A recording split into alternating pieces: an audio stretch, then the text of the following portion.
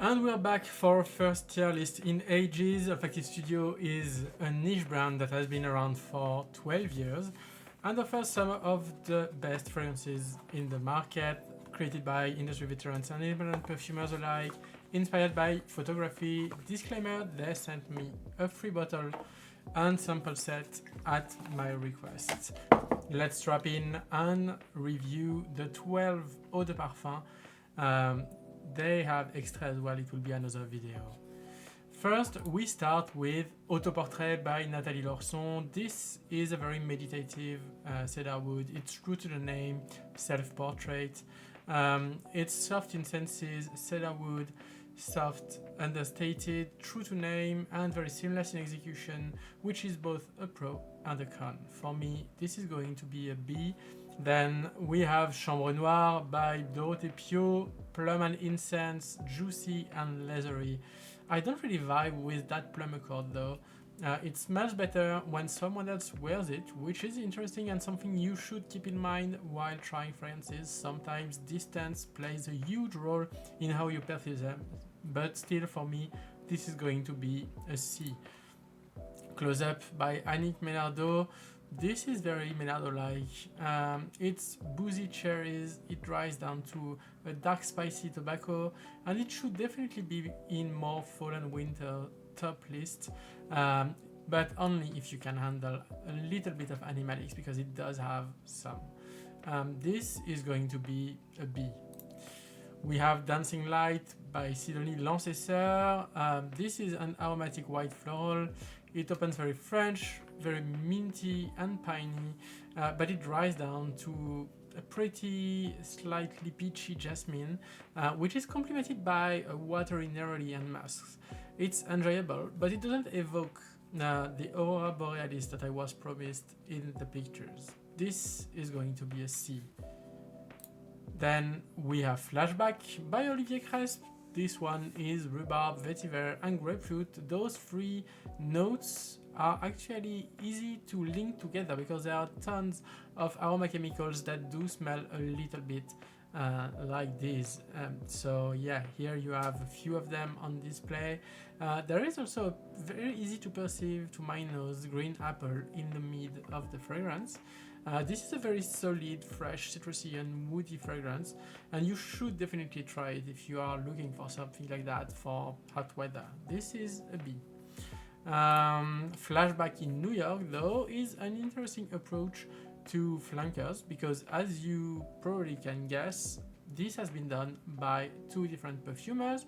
The juice in the bottle looks very different in terms of colors, and the notes are nothing alike, but you can still think about like the flashback aspect that the brand uses. This is very interesting DNA. Some people say it smells like Santal 33. I think it doesn't really. It has some similarities, but not as much as you'd think. This is very violet forward.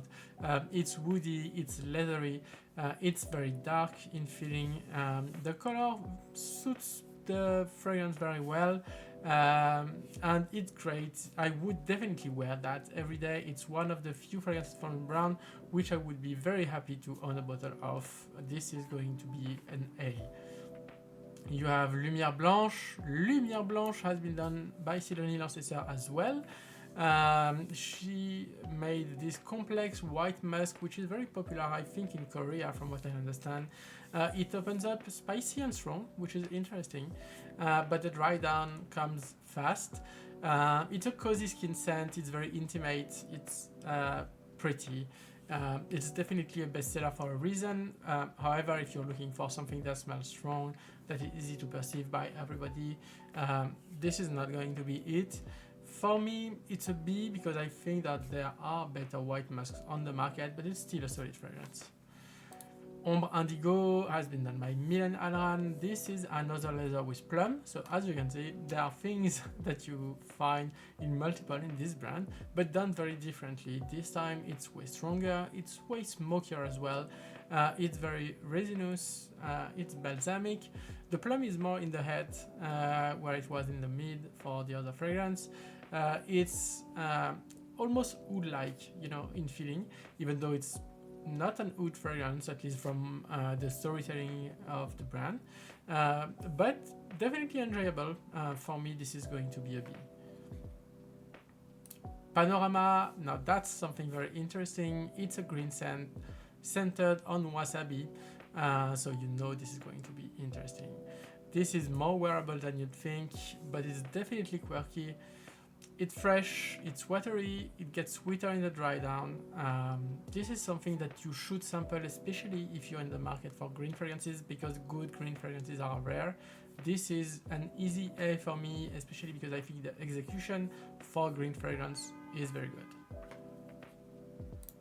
Still Life is Dora Bagrish fragrance. This is a very beautiful yuzu. If you're looking for a yuzu-centric fragrance, this is probably one of the best on the market. However, the dry down is just not as interesting.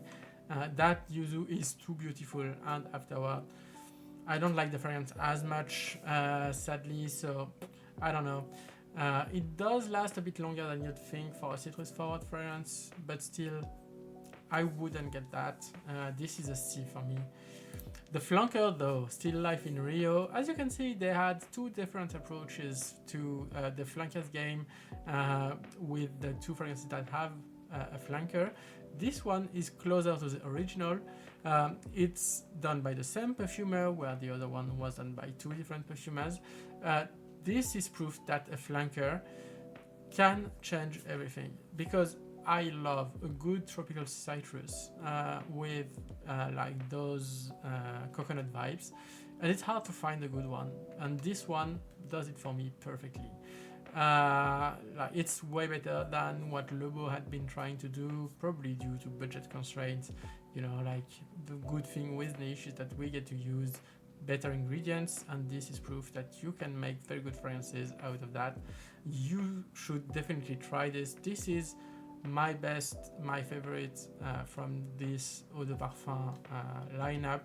And if you're looking for an aromatic coconut for the summer, this might be it. So this is S tier for me, easily.